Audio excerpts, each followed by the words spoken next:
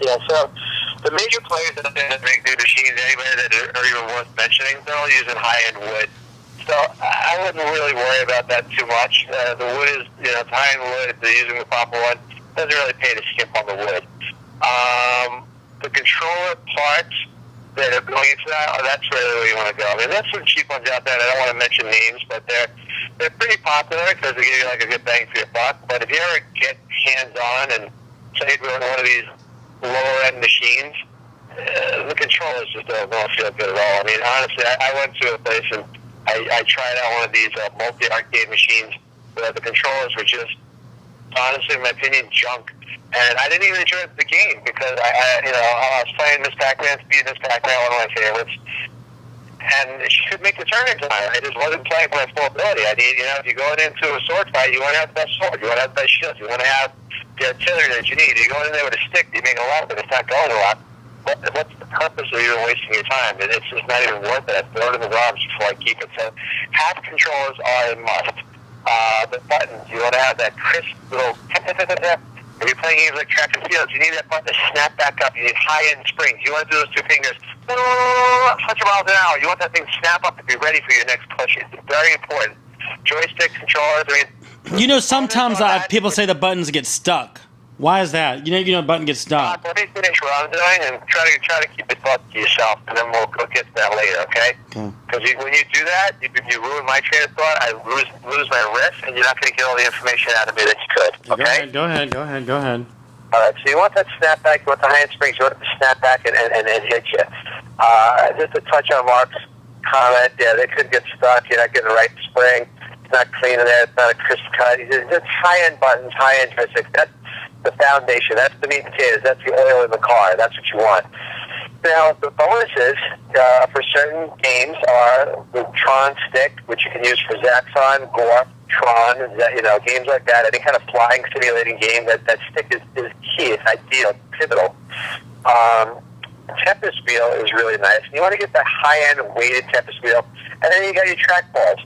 I've used a cheap trackball. You want a trackball that when you whip that, like if you're playing Missile Command and you want to whip that thing as fast as you can, after you've been whipping it, it's still spinning. I play trackballs where you whip it and it stops instantly. As soon as your finger stops touching the ball, it stops. You do not want that. You want this thing to have high free-end glide, they call it, to keep on going. Well, like the momentum. Goodbye, Mark. I'm hanging up the phone. Stop fucking cutting me off. All right, sorry. Do this night? Do you want every bit of information my mind can give you, or do you want to cut me off and I feel what I'm talking about and we lose the whole... All right, go ahead. I'll put on mute. Go ahead. Don't fucking talk, because I'll forget what I'm saying. You're not going to get everything out of me. Okay, go ahead. Yeah. All right. So you want that high-end glide. You want to take that ball and whip it and have it keep on spinning. Games like Millipede, Centipede, those are important. And some of the games you can give up a little bit. Like, one game, minorly obscure, called Frontline. That was one of my favorites. That's where you're going in there and you're shooting. You get into a tank. You can throw grenades. And you can really use a Tempest wheel for that. The bonuses are Tempest wheels, Zaxxon sticks, and the trackball.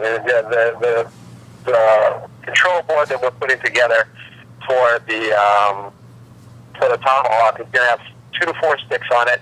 It'll have 6 buttons for every stick. It'll have a proper trackball. It's going to have a Tempest wheel and a Zaxxon stick. It's everything you need. The buttons are all half. The controls are half. It's kind of like you're getting everything in one. You never have to add on to it. It's everything that you need all in one control panel. So meat potatoes, half controllers is a must. Don't worry too much about the wood. And also, some people have houses, they want to have these things outside. We have access to somebody who makes custom canvas umbrella covers for these machines. So some people have like a nice view of the water. They're outdoors. They want to put this out on the deck. You need a cover to protect this. You want to get some umbrella material. They're custom made covers. They go over the machine, and now you can use it outdoors. The only thing you have to watch out for is in the wintertime, if you do get snow and whatnot, if that's an issue where you live, just make sure that the bottom is protected. You're going to keep it out seasonally, but you can get an outdoor cover if you're going to use it. But again, that's where the top 5 manufacturers come into play.